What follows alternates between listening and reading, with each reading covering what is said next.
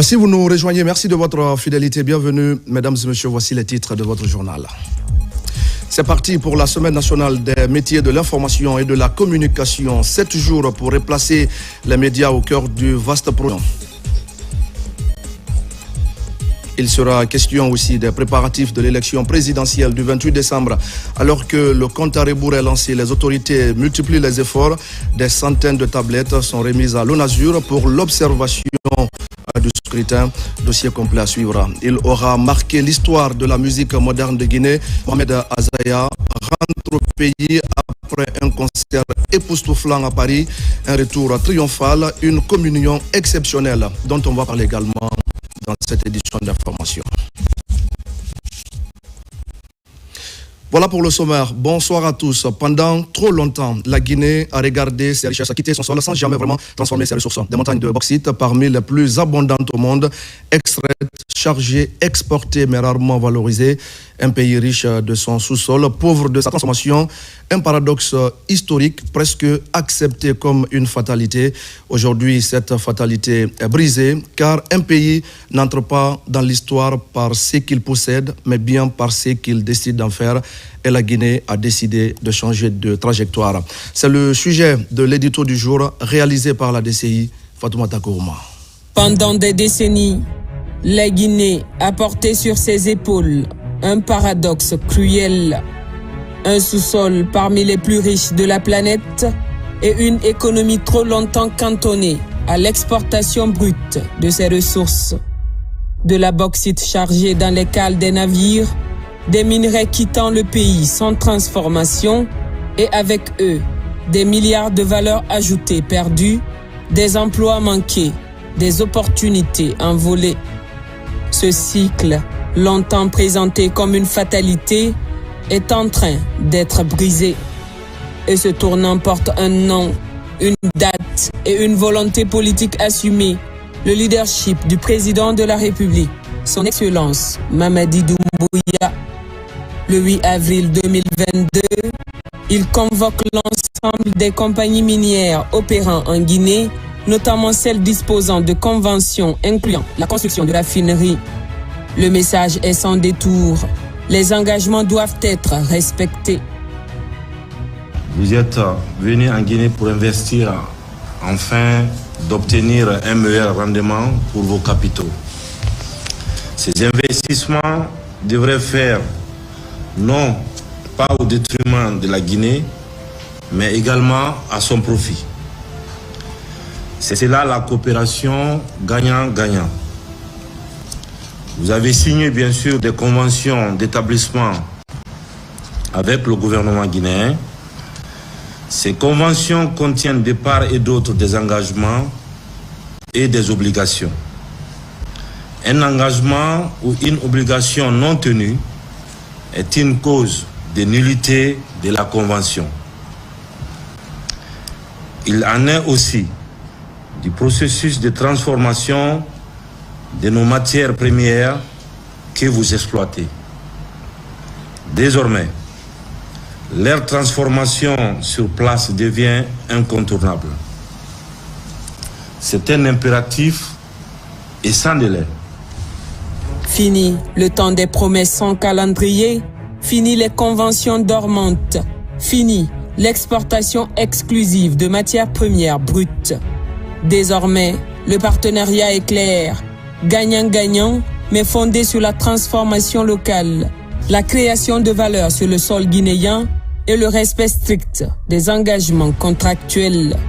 Ce jour-là, la doctrine industrielle de la Guinée s'est posée et a donné lieu au 26 mars 2025 qui restera gravé dans l'histoire économique de la Guinée.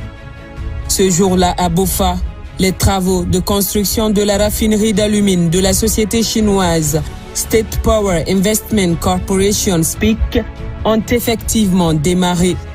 Un acte concret, un signal fort, une rupture nette avec des décennies d'attentisme.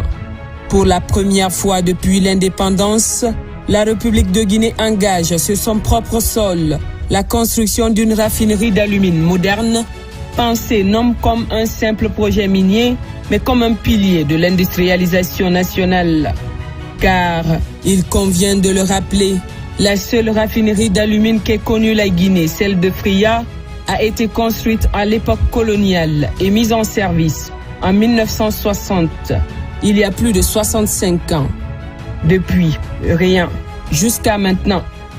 Le projet SPIC s'inscrit dans une dynamique industrielle majeure, avec une capacité annuelle de 1,2 million de tonnes d'alumine, un investissement estimé à $1 milliard, une centrale thermique de 250 MW, dont 100 MW injectés dans le réseau national, un quai d'expédition de 35 000 tonnes et des infrastructures énergétiques dédiées.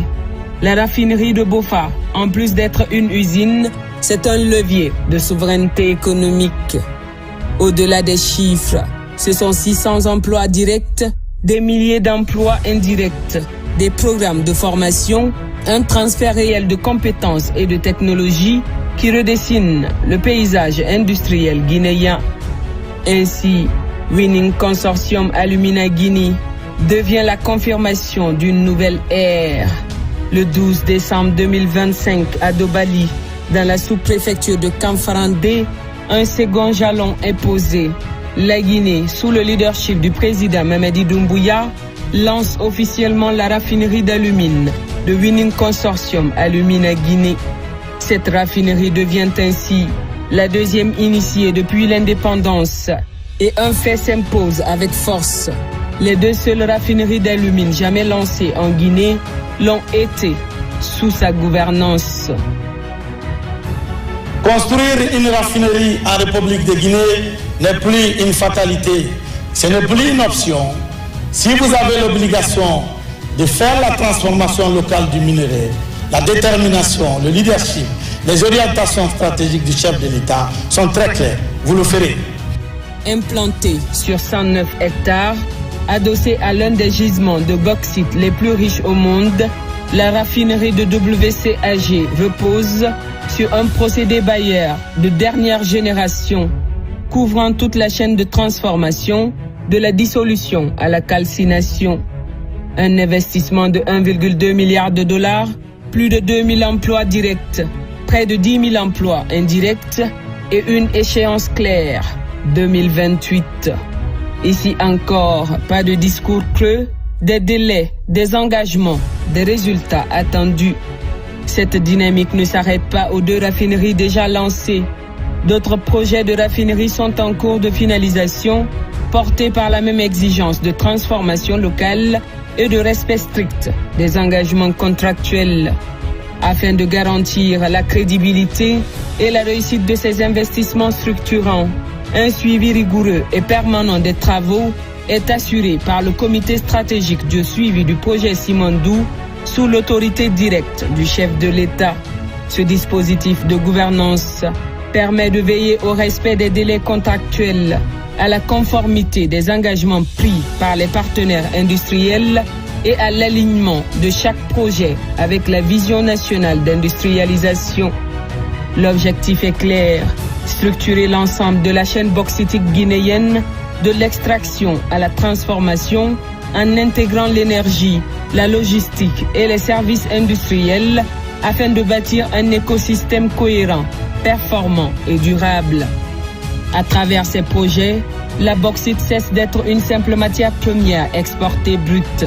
Elle devient un véritable levier de transformation économique, un moteur d'industrialisation capable de générer une valeur ajoutée durable, d'élargir le tissu industriel national et de positionner la Guinée comme un acteur stratégique de l'alumine et de l'aluminium, tant à l'échelle africaine qu'internationale.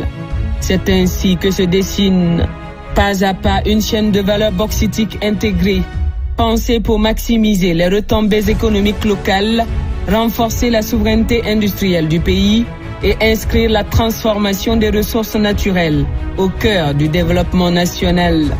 Ces projets ne sont pas isolés. Ils s'inscrivent dans une vision globale, Simandou 2040, un programme stratégique qui ambitionne sur les 15 prochaines années de faire de la Guinée un hub industriel, un acteur majeur des minerais transformés, une économie structurée autour de la valeur ajoutée locale. Infrastructure, énergie, transport, technologie.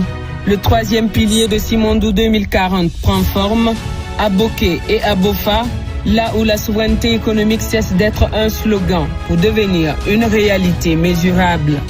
L'ambition ne s'arrête pas à la bauxite. La Guinée se projette vers un autre chantier stratégique, la transformation locale de l'or. Le projet Nimba Gold Refinery s'annonce comme un tournant majeur. Une capacité de traitement pouvant atteindre 730 tonnes d'or par an, l'ambition de devenir la plus grande raffinerie d'or d'Afrique, en synergie avec des projets miniers structurants comme Bankan, attendus à partir de 2026.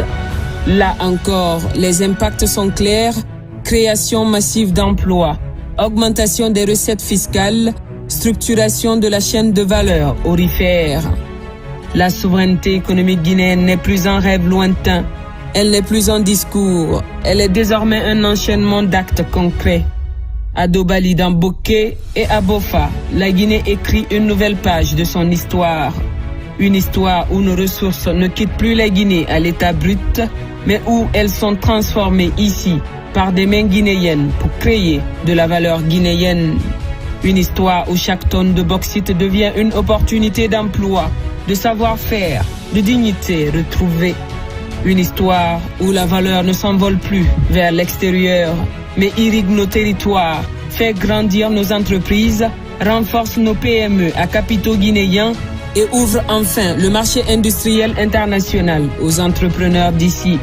Car derrière ces réformes, il y a une vision claire: le respect du contenu local, le choix assumé de confier du business aux entreprises guinéennes, de former des techniciens, des ingénieurs, des cadres capables de porter l'industrie nationale et de bâtir une économie qui profite d'abord aux Guinéens. Sous l'impulsion du président de la République, son Excellence Mamadi Doumbouya, la Guinée ne se contente plus d'extraire. Elle transforme pour créer de la richesse sur son sol. Elle industrialise pour offrir un avenir à sa jeunesse. Elle s'affirme pour reprendre en main son destin économique. Et derrière chaque chantier de raffinerie qui s'élève, il y a une promesse silencieuse mais puissante, celle d'un pays qui croit enfin en lui-même, d'un peuple qui se relève et d'une Guinée qui avance. Ce mouvement est lancé, il est structuré, il est porté par une volonté politique assumée. Et désormais, il est irréversible. Merci beaucoup à Fatoumata Kourouma pour ces explications. Dans l'actualité encore, je le disais au sommaire, le ministère de l'Information et de la Communication a lancé aujourd'hui la Semaine nationale des métiers de l'information et de la communication. La Cénamic est un rendez-vous stratégique qui interroge le rôle des médias et des professionnels de la communication face aux grands enjeux nationaux. Au cœur des débats, une question centrale: comment faire des médias des acteurs clés de la réussite du programme Simandou 2040? Enfin, le point avec Sona Sagno. Le ministère de l'Information et de la Communication, à travers la Direction nationale de la communication et des relations avec les médias privés, lance officiellement ce mercredi la Semaine nationale des métiers de l'information et de la communication Cénamic. Cette initiative majeure est placée sous le thème « Comment les métiers de l'information et de la communication peuvent-ils contribuer à la réussite du programme Simandou 2040 ?» est un résultat de ce qui a été fait en 2022 autour de la Journée mondiale de la liberté de la presse. Elle a été mise cette année sous le signe de la contribution des métiers de l'information et de la communication à la réussite du projet Simandou. Le projet Simandou et le programme 2040, qui sont aujourd'hui au cœur du projet de société de Monsieur le Président de la République, Mamadi Doumbouya. Pour cette deuxième édition, la Cénamic offre un cadre d'échange et de valorisation des innovations du secteur.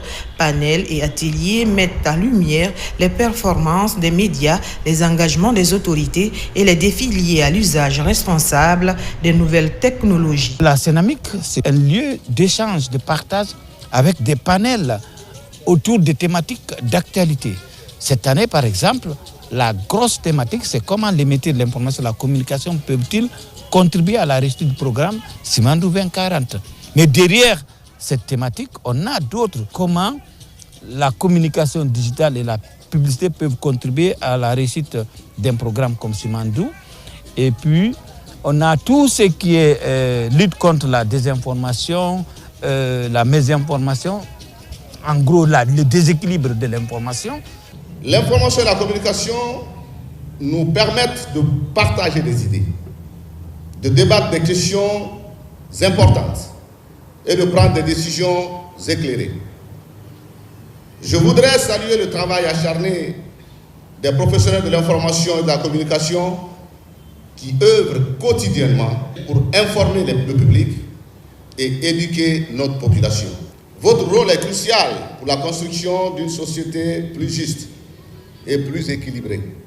La cérémonie de lancement réunit responsables gouvernementaux, professionnels des médias, acteurs du numérique, communicateurs institutionnels et partenaires techniques et privés. Tous sont invités à réfléchir et à proposer des approches innovantes pour accompagner par l'information et la communication la mise en œuvre du programme Simandou 2040, pilier de la vision de développement durable du pays. Il s'agit pour nous, hommes et femmes des médias, non pas de faire des réseaux sociaux des sources d'information, non pas de parler.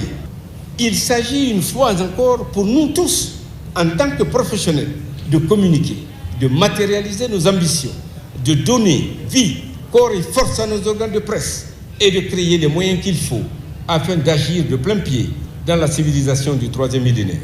Laquelle civilisation, mesdames et messieurs, à travers la communication, joue un rôle capital dans l'éveil des consciences. À travers cette initiative, le ministère veut renforcer la synergie entre l'État, les médias et les acteurs du numérique. L'objectif, faire des métiers de l'information et de la communication de véritables leviers de changement au service de la réussite de Simandou 2040. La Guinée vers l'élection présidentielle du 28 décembre 2025, à moins de 2 semaines du scrutin. Le président de la Haute Autorité de la Communication échange avec les professionnels des médias publics et privés de la région de Bokeh. L'objectif est de rappeler le rôle fondamental des journalistes avant, pendant et après le scrutin. D'autres questions ont également été abordées, notamment l'importance de la carte professionnelle et l'interdiction des web TV sur le terrain. Younous Atawel Kamara. Quelques jours seulement nous séparent du scrutin présidentiel prévu le 28 décembre prochain. Et pour la bonne réussite de cette élection, les journalistes ont un rôle crucial à jouer avant, pendant et après. En prélude à cette élection, le président de la Haute Autorité de la Communication a jugé nécessaire de sillonner toutes les régions du pays en vue d'échanger avec les hommes des médias. Première étape, la région de Bokeh. Le jour du scrutin, vous rapportez les faits. Vous ne donnez aucun sondage, vous ne donnez aucun résultat. Le code électoral est clair. C'est le ministère de l'administration du territoire qui donne les résultats provisoires et la Cour suprême qui donne les résultats définitifs. Nul n'est autorisé à faire une totalisation que cela.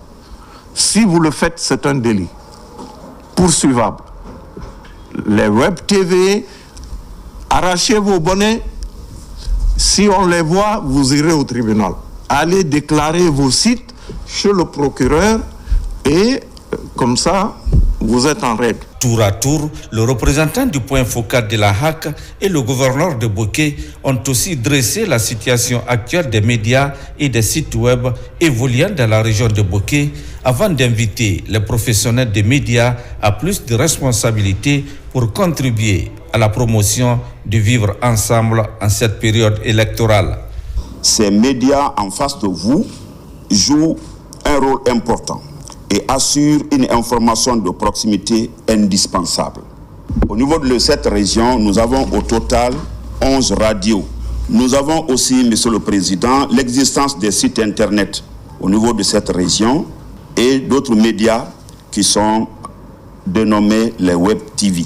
et radio. Après Bokeh, le président de la haute autorité de la communication et sa suite vont se rendre dans les autres régions du pays pour informer et sensibiliser les journalistes sur le rôle qu'ils doivent jouer dans le cadre de la promotion du climat de paix et de quiétude sociale.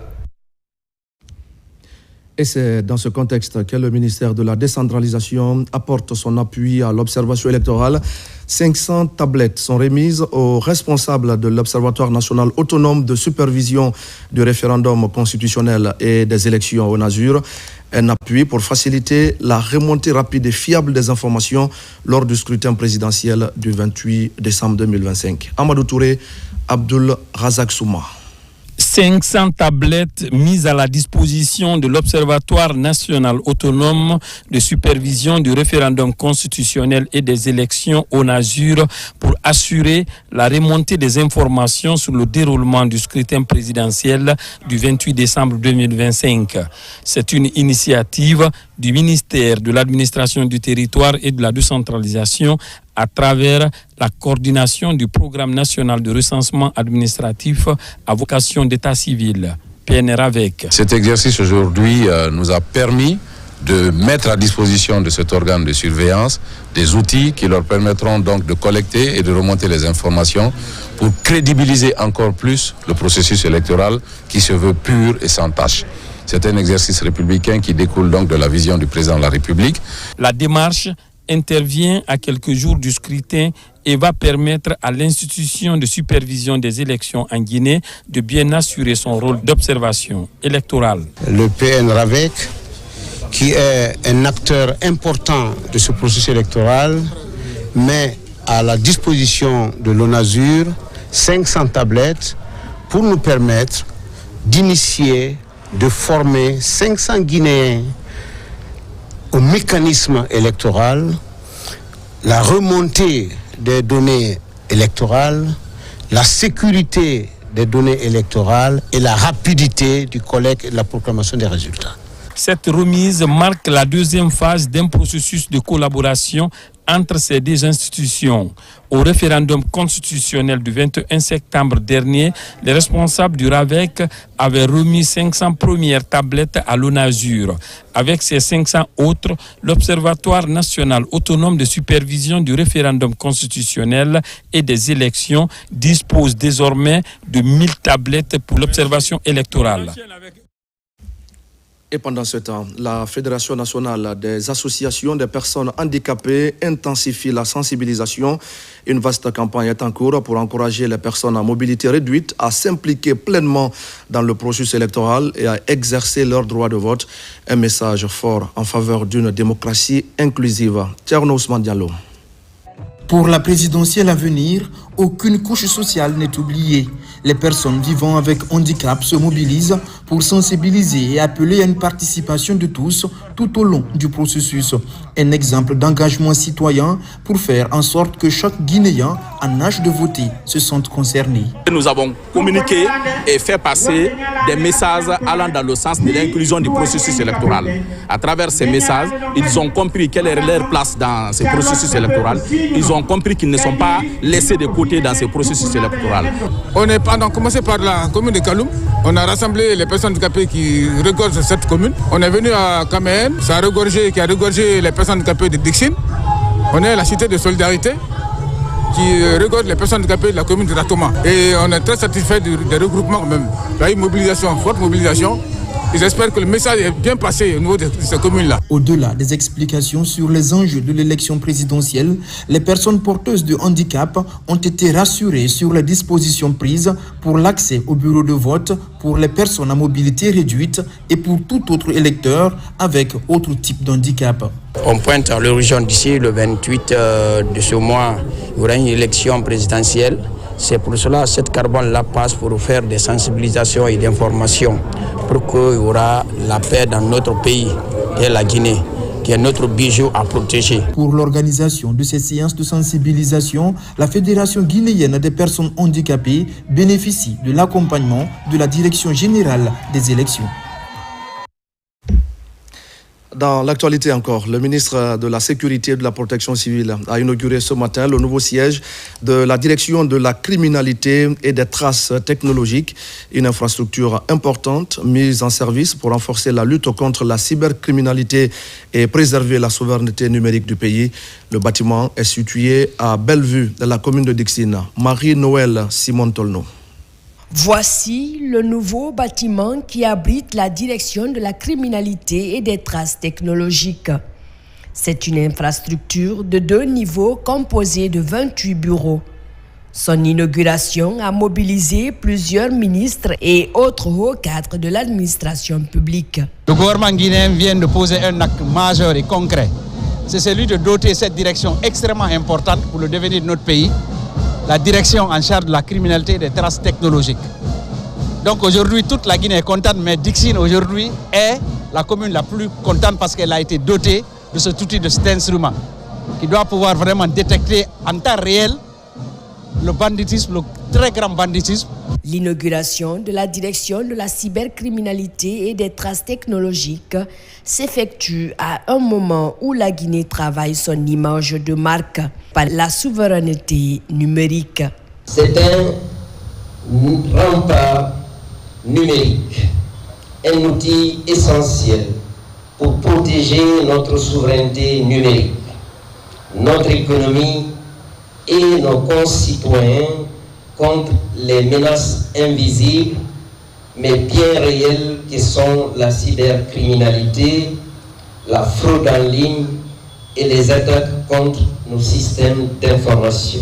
L'inauguration de cette direction de la cybercriminalité et des traces technologiques au quartier Bellevue, commune de Dixine, s'inscrit dans la vision du président Mamadi Doumbouya, celle de doter les services de sécurité d'infrastructures modernes. Et puis les membres du comité de pilotage du projet d'appui au développement agro-pastoral, à la digitalisation et à l'accès au marché en Guinée se réunissent à Conakry. À l'ordre du jour de la rencontre, la présentation du plan de travail et de budget annuel 2026. Porté sur plus de 32 millions de dollars, ce projet ambitionne de contribuer significativement au développement et à la modernisation du secteur agro-pastoral dans notre pays. Nabinlaï Moussa Kamara. C'est la 2e session du comité de pilotage du projet d'appui au développement agro-pastoral, à la digitalisation et à l'accès au marché en Guinée, PADAMAG. La mise en œuvre de ce projet développera le secteur agro-pastoral en Guinée. Cette session de comité de pilotage, c'est vraiment permettre aux membres du comité de pilotage de faire des recommandations après avoir examiné le PTBA. Et si ce PTBA est validé, on engagera l'essentiel des activités d'aménagement et de réalisation des travaux, ce qui à terme améliorera significativement les conditions de production et les rendements et la productivité, notamment du maïs et de soja dans sa zone d'intervention. Pour atteindre les objectifs, les participants à cette 2e session du comité de pilotage du PADAMAG sont invités à contribuer aux échanges dans une approche constructive permettant de faciliter la réalisation des activités planifiées en 2026. C'est un grand projet et il est très bon aussi de prendre sérieux ce projet et les engagements parce que c'est un projet qui viendra pour injecter non seulement à donner les intrants à crédit aux bénéficiaires, mais il faudrait que ces bénéficiaires aussi soient capables de rembourser ce qu'on va leur donner et c'est un projet de 5 ans. Le secteur agricole est un secteur qui est soutenu et un secteur de priorité pour le CNRD qui en a fait le premier pilier du programme Simandou, autour duquel aujourd'hui toutes les activités socio-économiques sont arrimées. Et donc ce projet a été initié par le ministère pour accompagner un peu, atteindre les objectifs du secteur. Avec l'appui de la Banque africaine de développement, le PADAMAG touchera 5 735 bénéficiaires directs et plus de 400 000 bénéficiaires indirects dans les préfectures de Dinguiraye, Kankan, Sigiri, Mandiana pour la Haute-Guinée, Beila et Lola pour la Guinée forestière. Et c'est ce qui va nous amener à parler du renforcement des capacités opérationnelles des élus consulaires des régions de Bokeh et Kindia. C'est l'objectif d'une session de formation organisée par la Chambre de commerce, d'industrie et d'artisanat de Guinée. La session se tient sur 2 jours et bénéficie du soutien du programme des Nations Unies pour le développement. Falilou Diallo et Mohamed Mara. Doter les institutions consulaires de nouvelles compétences afin de moderniser la gestion économique régionale. C'est la toile de fond de cette session de formation. L'idée est de doter la Chambre de commerce, d'industrie et d'artisanat de Bokeh d'un vivier de cadres et d'élus capables de moderniser les pratiques. Le jeu de la Chambre a changé. Ce n'est plus comme avant, puisqu'ils reçoivent du budget de fonctionnement. Donc il faut justifier les dépenses, là, il faut les justifier par écrit. Alors tout ça là, ça posait des problèmes, nous, au niveau des régions, puisqu'on les dictait ce qu'il faut faire. Cet exercice bénéficie du soutien du programme des Nations Unies pour le développement, dans un contexte où les défis liés à la gouvernance économique deviennent de plus en plus complexes. Le PNUD est un partenaire financier de la CCIH. Tous les appuis que nous faisons dans le pays, dans le cadre de développement, il y a déjà la CCIH qui est notre partenaire et on a mené beaucoup d'autres activités avec la CCIH concernant le plan stratégique. Aujourd'hui, le panier de la ménagère, depuis 2021, les prix ne varient pas. La Chambre de commerce a fait de façon, à travers le ministre du Commerce, les prix se sont stabilisés aujourd'hui en République de Guinée. Pendant 2 jours, les thématiques abordées ont été axées sur le renforcement des capacités des élus, leur responsabilité et rôle dans la formalisation du secteur informel. Cette session s'inscrit également dans une série d'activités afin de créer une administration consulaire plus moderne, plus efficace et mieux alignée sur les standards internationaux. Le Royaume-Uni vient d'accueillir la 17e reconstitution générale des ressources du Fonds africain de développement, le FAD 17.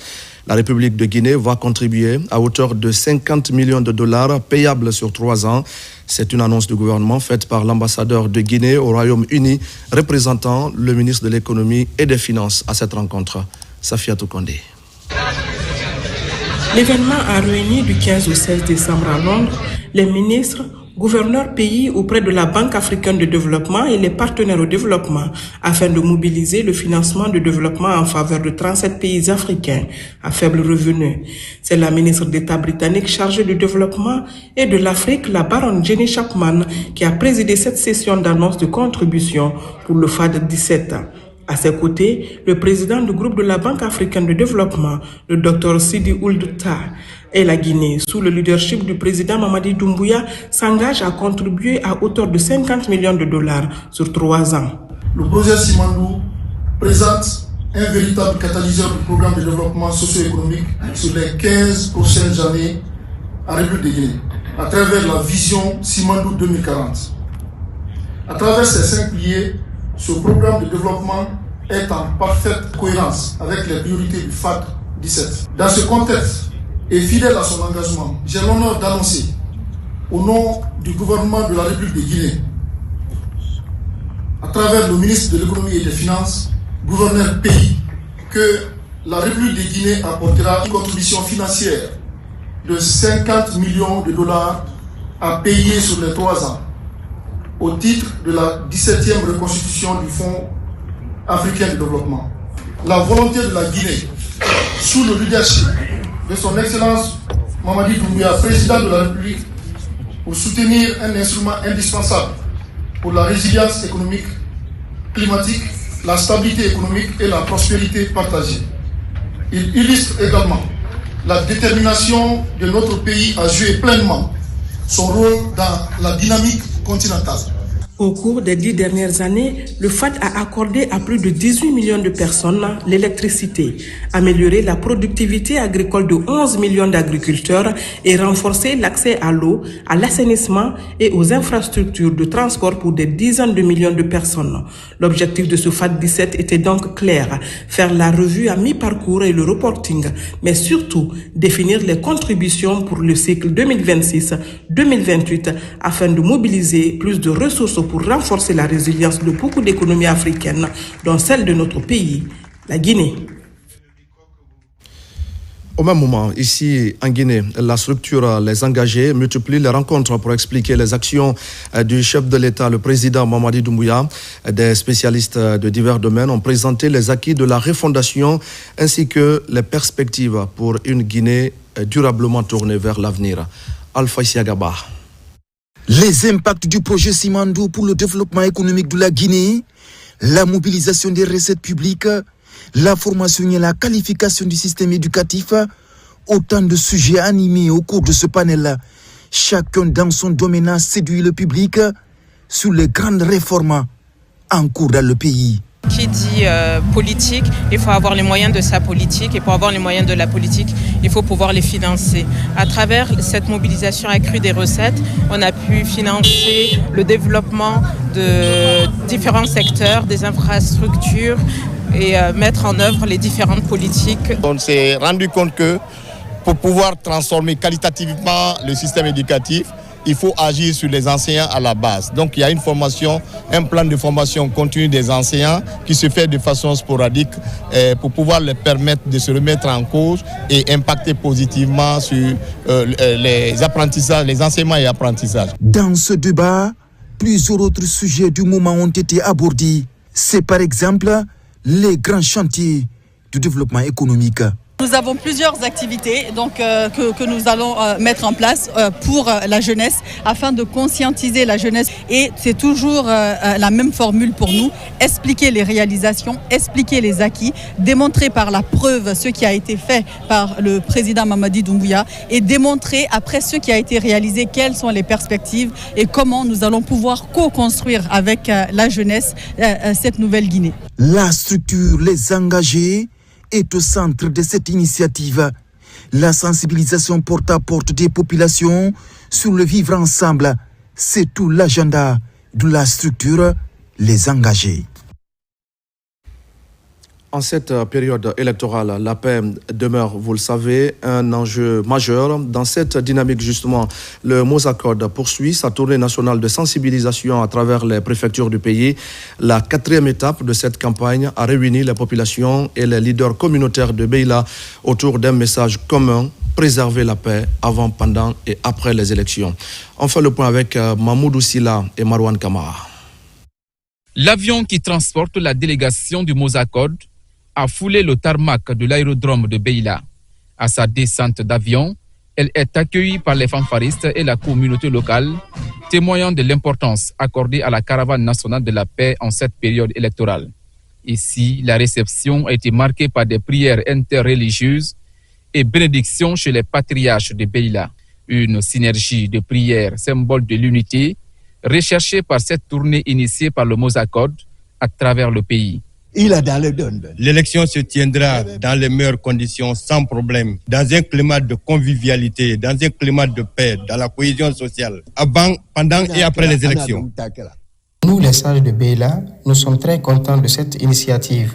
Elle vient nous accompagner dans la promotion de la paix et de la quiétude sociale, surtout en cette période électorale. Après ce moment de recueillement, la tournée s'est poursuivie à la Maison des Jeunes de Beila, où des séances de sensibilisation ont été organisées. À cette occasion, des messages de paix, d'esprit d'équipe, de cohabitation pacifique ont été véhiculés.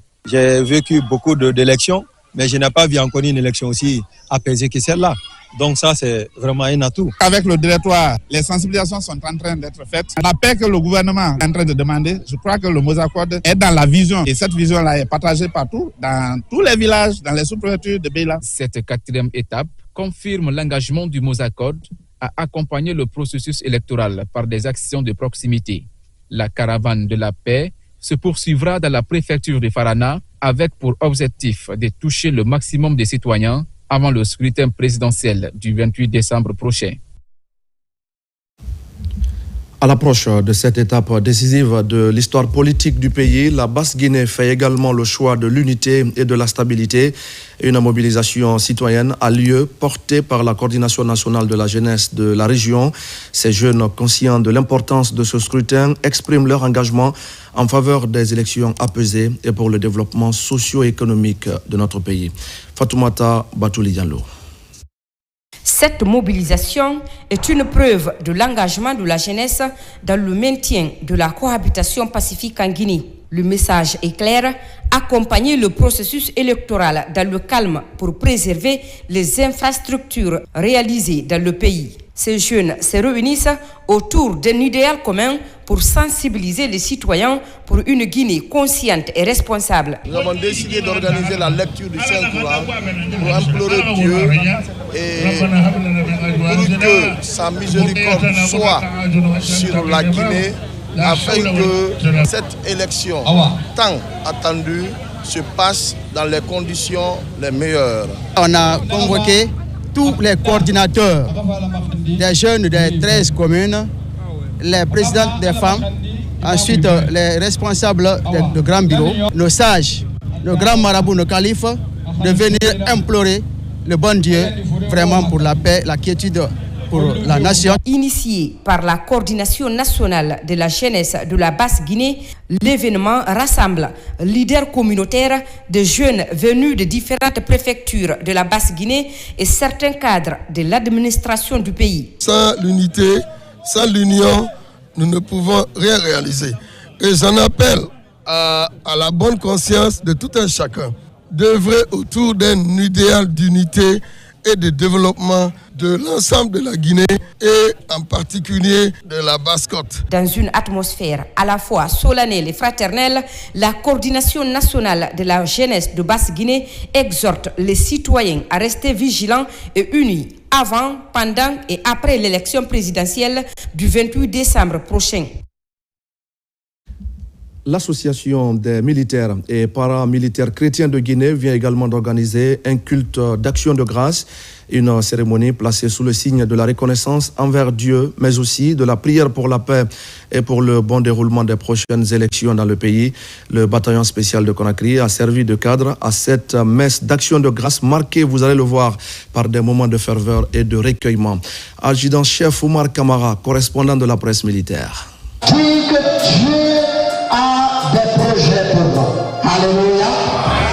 C'est un culte de grâce pour exprimer leur reconnaissance au Seigneur pour ses bienfaits envers la nation. Une messe d'action organisée par l'Association des militaires et paramilitaires chrétiens de Guinée. La cérémonie de prière s'est tenue aux messes des officiers du camp Alpaya Diallo. Les fidèles issus des différentes confessions chrétiennes ont élevé leur voix dans une communion spirituelle empreinte de ferveur. Au nom de l'Association des militaires et paramilitaires chrétiens de Guinée, abrégé l'AMCG, que le Seigneur continue à bénir notre sœur nation, que le Seigneur continue vraiment à maintenir la paix dans cette nation. Nous ne pouvons rien donner à Dieu sinon que le dire merci. C'est pourquoi nous avons organisé ce culte d'action de grâce. Deuxième objectif pour lequel nous avons organisé ce culte d'action de grâce, c'est aussi une occasion pour nous de prier Dieu. C'est même Dieu qui a fondé la Guinée et qui nous a donné ce pays comme héritage. La hiérarchie militaire salue cette initiative, soulignant sa portée dans le renforcement de la cohésion entre la population et les forces défensives de sécurité. Pour la grâce que Dieu nous a préservé durant toute l'année, de janvier jusqu'à maintenant, de prier pour ça, pour sa grâce, pour reconnaître à Dieu ses bienfaits, mais aussi prier pour la nation, je ne fais que m'en réjouir.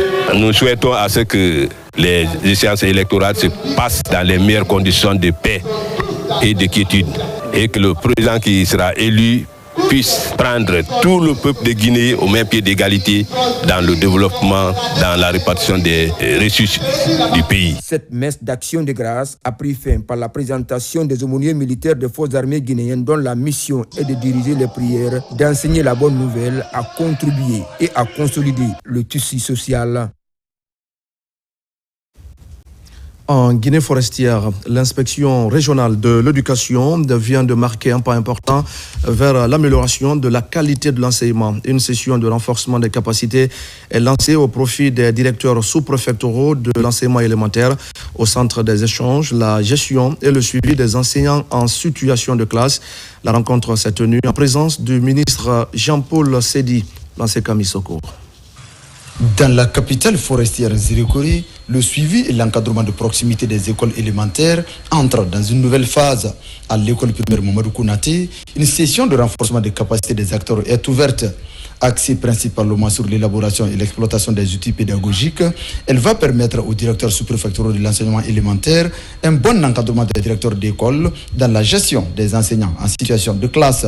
Il s'agit spécifiquement de former les DSE au processus de suivi pédagogique des enseignants en situation de classe, d'amener les DSE à s'approprier du contenu des fiches de suivi des enseignants en situation de classe, d'analyser et d'interpréter les données de suivi pédagogique en vue d'une prise de décision. Inscrite en droite ligne avec la politique du ministère de l'enseignement pré-universitaire et de l'alphabétisation, cette formation reflète effectivement ce que Jean-Paul Sedi attend de ses démembrements à travers le pays. Je ne peux que féliciter très sincèrement monsieur l'inspecteur qui a initié, même s'il dit que c'est une démultiplication, mais faire la formation ici, c'est l'initiative de l'inspection. Et c'est ce que j'attends de tous les responsables du système éducatif. Ma volonté, c'est que toutes ces activités-là soient initiées par les inspections, par les directions préfectorales, pour qu'elles répondent effectivement aux besoins des cadres qui sont dans leur préfecture. Plaçant les DSE au cœur de la stratégie nationale pour l'amélioration des résultats scolaires, cette session de formation marque le début d'une nouvelle ère pour la gestion pédagogique en Guinée forestière. À Conakry, la deuxième phase du projet résidentiel de la Baie des Étoiles est officiellement lancée. La cérémonie de pose de la première pierre a réuni autorités, employés et partenaires au développement.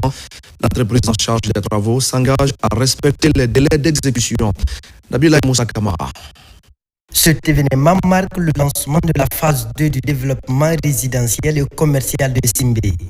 Il est non seulement le début d'un projet, mais aussi une étape cruciale dans la promotion d'un tissu industriel modernisé et d'un développement économique de qualité en Guinée. Le projet de la Baie des Étoiles, Jinchen est le promoteur immobilier de la Baie des Étoiles. Pour la phase numéro 2, ils vont travailler avec CRCC qui sera le maître d'ouvrage. Ce projet est subdivisé en 3 phases. Nous avons déjà, comme vous pouvez le voir, le bâtiment commercial et le bâtiment qui est presque fini là, qui sera un bâtiment mixte commercial, bureau et puis des appartements. Ensuite, pour la deuxième phase, nous avons décidé de faire un bâtiment avec résidence, un bâtiment résidentiel qui est juste ici, et un second bâtiment qui sera un bâtiment qui aura vue sur la mer. Ce sont 2 bâtiments en même temps que nous allons construire. La réalisation de ce projet est une étape importante dans l'approfondissement de l'amitié et de la coopération stratégique entre la Guinée et la Chine. Ce projet devrait améliorer les infrastructures, mais aussi faire profiter à la population. Aujourd'hui, nous sommes là pour le lancement officiel de la phase 2 de Baie des Étoiles. Il est venu en 2020 ici, lorsqu'ils avaient commencé un projet. Et de là, ils sont venus ici lorsque le projet a commencé. Et il est vraiment content pour la collaboration. Et souhaiterait vraiment travailler avec la Guinée et les collaborateurs guinéens pour la réussite de ce projet. Cette deuxième phase 2 de la Baie des Étoiles AKP permettra de créer de l'emploi et d'introduire des équipements commerciaux de niveau international. Le projet La Baie des Étoiles va également offrir à la population guinéenne un nouveau cadre de vie où il fait bon vivre. On va parler maintenant de la lutte contre le réchauffement de la planète. Les parties prenantes se sont retrouvées en conclave pour discuter des stratégies de transparence climatique.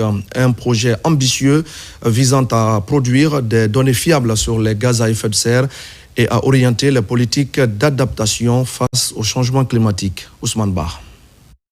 Les parties prenantes en conclave pour discuter et valider la note conceptuelle relative au projet dénommé « Renforcement des capacités pour la transparence de l'action climatique en Guinée ».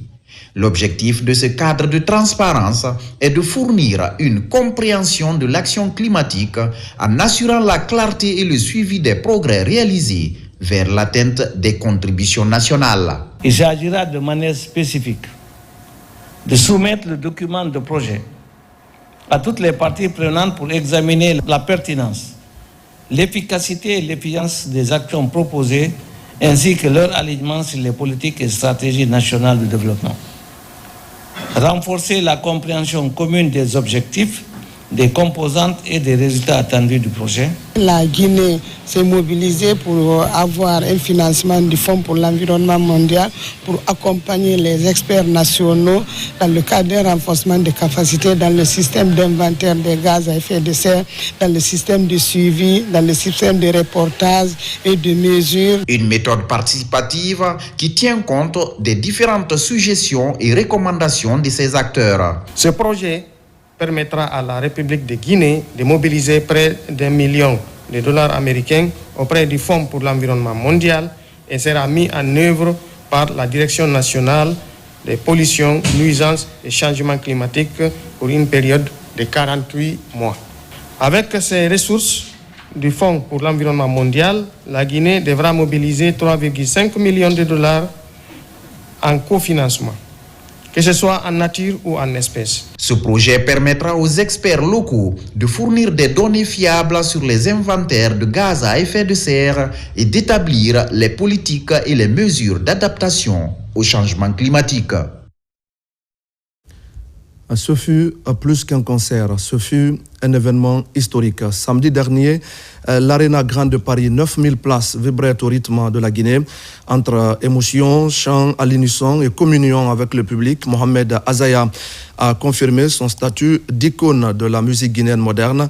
Et c'est donc une foule nombreuse qui s'est mobilisée pour accueillir l'artiste à son retour à Conakry. Les temps forts de cette communion exceptionnelle qui dépasse le simple cadre musical dans ce reportage de Makeme Dozo. Après avoir enflammé la scène parisienne, l'artiste et compositeur guinéen Mohamed Azaya est rentré au pays en véritable héros. À l'Arena Grand Paris, il a livré un concert mémorable, unanimement salué par le public parisien ainsi que sur les réseaux sociaux. À son arrivée à l'aéroport international Ahmed Sékou Touré, une foule en liesse lui a réservé un accueil digne d'une grande star. Chants, danses, cris de joie et téléphones levés, l'émotion était à son comble. Surnommé le Messie de la musique guinéenne, Mohamed Azaya confirme une fois de plus son statut. Très ému, l'artiste se dit honoré d'avoir porté haut les couleurs de la musique guinéenne sur l'une des plus grandes scènes européennes, tout en remerciant ses fans pour leur soutien indéfectible. Les Azaya Boss insaisissables se laissent emporter par la joie. On est venu ici pour soutenir Azaya, Mohamed Azaya. Asbol, le boss, le meilleur Messi, le Messi. Ouais. Elle a cassé Arena, elle a tout cassé. Ce concert à guichet fermé à l'Arena Grand Paris marque une étape décisive dans la carrière du fils de Mama Ate Kourouma. Accompagné de plusieurs artistes guinéens, l'engouement se poursuit dès son retour. Un concert improvisé prend forme grâce à la mobilisation des Azaya Boss. De l'aéroport Ahmed Sékou Touré à l'échangeur de Chebou Baguei, l'artiste est escorté dans une ambiance festive en compagnie de la Malienne Binta Diabaté.